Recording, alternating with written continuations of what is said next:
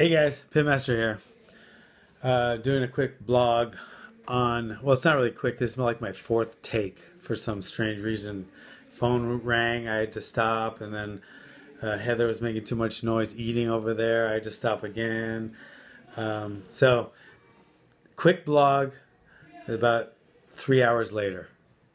Anyway, okay, now I want to clear up a couple things. I'm not going to get too much into the purposes for them all, but I'm going to go into more the differences of them.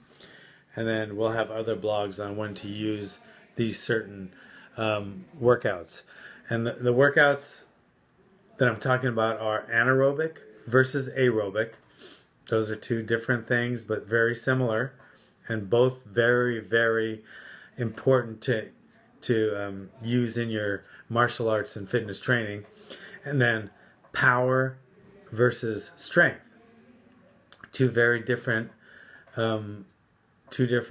strategies and two different workouts, but very similar, and both are needed as well. So let's just break them down and talk about the differences. Aerobic versus anaerobic first. Aerobic, technically Greek word with oxygen. Anaerobic, ana, without oxygen, aerobic. So you got with oxygen and without oxygen.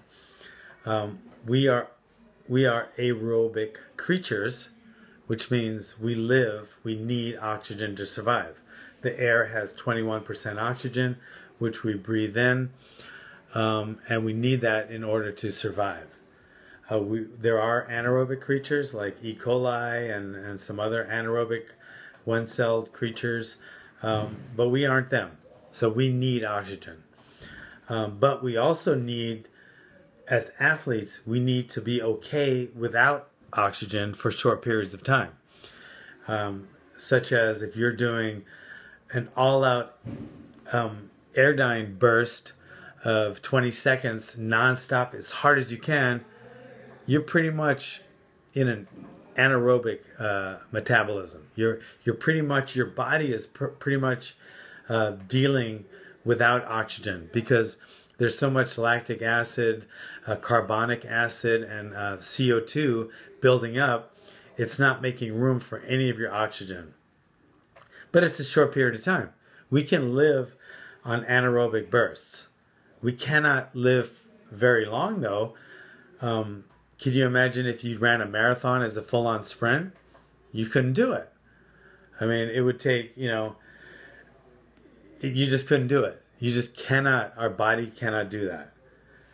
So we need to practice it because you need to be able to go there sometimes. In a fight, in an MMA match, in a wrestling match, sometimes you get anaerobic. So we do have to train anaerobically. It's also a better way to train because it helps to build muscle more. It helps to burn fat more efficiently. And it helps to oxygenate your body better. You're more efficient in your oxygenation going without oxygen for short periods of time. Aerobic metabolism, on the other side, like jogging, doing stuff where you're not going without oxygen, is also very important. You're going for a longer burst. Say you're going for a 30-minute jog. You can't do a 30-minute sprint. I don't care who you are. You could do a 30-minute run, and you could really, that could be a really good a mental toughness type workout, but you cannot do a 30-minute sprint. You just can't. If people could sprint for 26 miles, the marathon time would be like 54 minutes instead of over 2 hours. But we can't do it as humans. So anaerobic is very important to do because it helps build up that anaerobic metabolism, which you need for combative sports and street fighting if you ever got jumped. Hopefully you don't. And then aerobic is very important because it does help to burn more fat. It helps you expand your lungs. It helps you with your breathing patterns. So it's also important to do aerobic workout as well. So those are the difference between the two.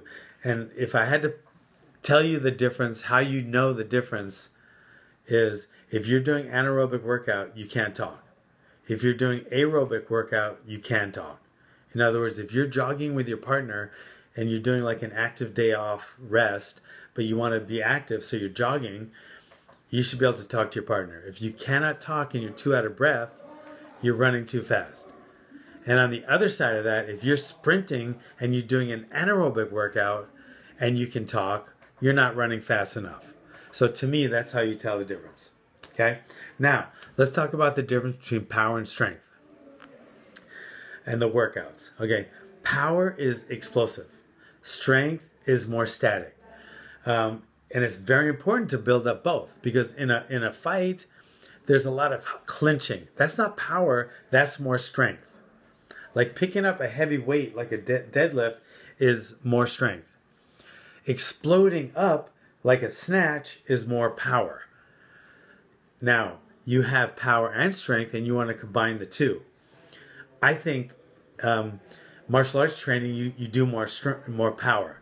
Like whipping your punches, snapping, doing explosive takedowns. I think that's more power.